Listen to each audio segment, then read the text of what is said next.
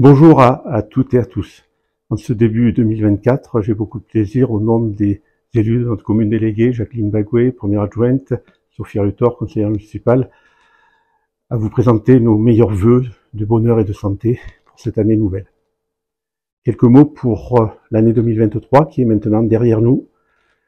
2023, nous avons eu l'ouverture de notre agence postale communale depuis le 1er janvier. Nous ferons au cours de l'année une évaluation auprès de vous pour vérifier qu'elle correspond à nos attentes et qu'elle est à votre service. Nous avons pu aussi installer la médiathèque bibliothèque à partir avant l'été. Le premier bilan fait état de 18 abonnés, 135 prêts.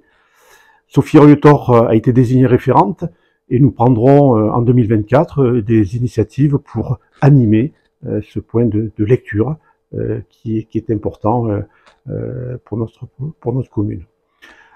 Nous avons ensuite tous les 2 ans un programme voirie. Cette année, eh bien, nous avons affecté la totalité du programme voirie à la mise en sécurité la route du Démenti. Si nous avions eu des budgets plus importants, on aurait pu envisager un élargissement, mais là, ce n'était vraiment pas compatible avec nos finances, avec nos budgets. Et nous avons aussi mis une enveloppe conséquente, une enveloppe financière pour les chemins ruraux du Prat à Peillerviol et des Andes à Coufinet, le long de la 75. Que vous dire de plus sur 2023? Oui, quelques mots sur la facturation de l'eau, puisque certains d'entre vous m'ont interrogé sur le montant. Donc il faut que vous sachiez que en 2022, pour des raisons d'informatique, nous n'avons pas pu répercuter l'augmentation. Donc en 2023, vous avez 2 augmentations qui se cumulent et nous aurons encore un effort à faire pendant 2 ans pour que les 6 communes déléguées aient les mêmes tarifs d'eau et d'assainissement.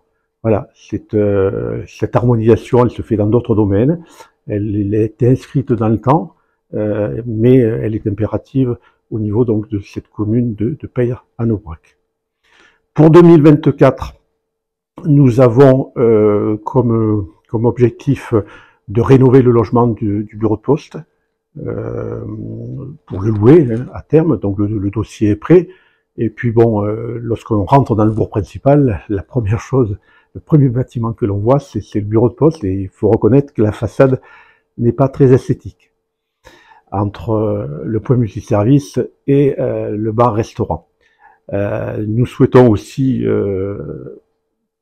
avoir un programme pour l'isolation du logement de l'ancien presbytère, en vue de faire des économies, et puis d'équiper notre espace Raymond Cévennes d'une aire de jeu qui complétera la réfection du court tennis, l'agrandissement du terrain de pétanque, la mise à disposition du Wi-Fi haut débit, et donc nous avons un espace Raymond Cévennes très attractif, très demandé, puisque les réservations se comptent par dizaines au cours de l'année 2023, et j'en profite pour remercier Jacqueline Bagoué qui assure ces réservations, les états des lieux avant, après, répondre au téléphone. Donc merci pour ce travail, et également elle est très présente à mes côtés aux réunions hebdomadaires des élus de Peille-en-Aubrac, et représente aussi Peille-en-Aubrac au syndicat numérique, et là aussi c'est une bonne nouvelle puisque le déploiement de la fibre optique arrive à son terme là dans quelques semaines avec le relais 4G, donc nous avons une bonne couverture. Dans les projets, puisque nous avons passé la mi-mandat, je rappellerai que dans notre programme figurait l'aménagement du hameau des Andes, donc voilà, il faudra le prévoir pour qu'il puisse être engagé avant la fin du mandat. Et au niveau assainissement, si nous avons beaucoup fait, hein, mon prédécesseur avait fait le bourg principal, nous avions fait l'assainissement collectif de Chapsinès-Combechave, puis Aubigère.